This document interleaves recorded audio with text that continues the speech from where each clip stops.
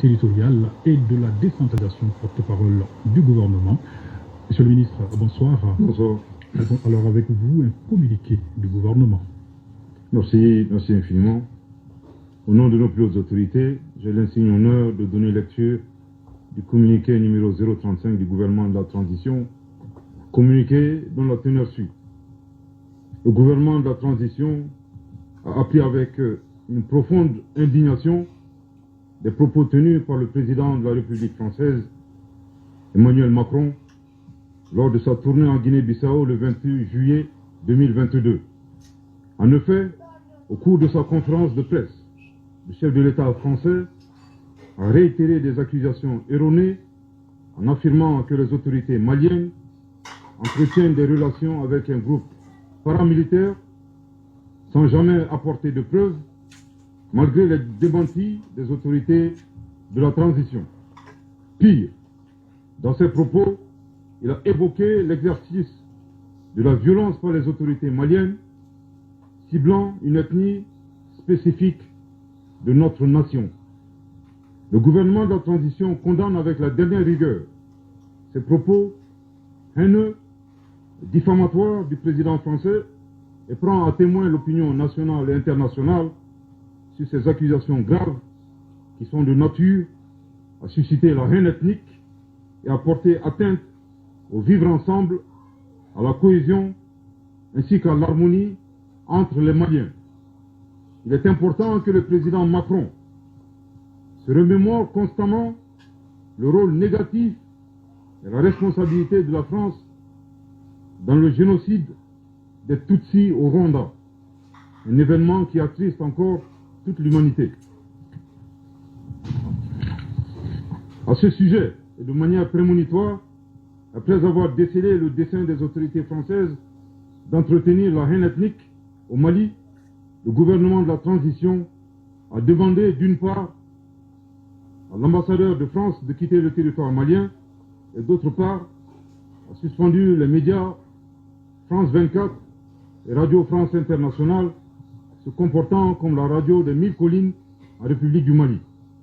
Aussi, ces propos subversifs du président français donnent raison au gouvernement de la transition qui, à juste titre, a mis fin à la coopération en matière de défense avec la France pour ses résultats insatisfaisants dans la lutte contre le terrorisme au Mali. En outre, la France, qui a toujours œuvré à la division et à la partition de notre pays, est mal placée pour donner des leçons au Mali. Le gouvernement de la transition exige du président Macron d'abandonner définitivement sa posture néocoloniale, paternaliste et condescendante pour comprendre que nul ne peut aimer le Mali mieux que les Maliens eux-mêmes. Je répète, le gouvernement de la transition exige du président Macron d'abandonner définitivement sa posture néocoloniale, paternaliste et condescendante pour comprendre que nul ne peut aimer le Mali mieux que les Maliens eux-mêmes. Je répète pour une dernière fois, le gouvernement de la transition exige du président Macron d'abandonner définitivement sa posture néocoloniale, paternaliste et condescendante pour comprendre que nul ne peut aimer le Mali mieux que les Maliens eux-mêmes. Le gouvernement de la transition rappelle que le Mali, foyer des grands empires en Afrique de l'Ouest, berceau d'une civilisation multiséculaire et pays de tolérance, repose sur sa diversité ethno-culturelle, la bonne cohésion sociale entre toutes les ethnies et les communautés qui le composent. Force est de reconnaître que ces dernières années, le tissu social a été dégradé à cause des conflits communautaires qui sont instrumentalisés par des groupes terroristes et leurs sponsors étatiques étrangers. Le gouvernement de la transition rappelle que le renforcement de la cohésion sociale demeure l'un de ses objectifs prioritaires non négociables et ne ménagera aucun effort pour réussir cette mission.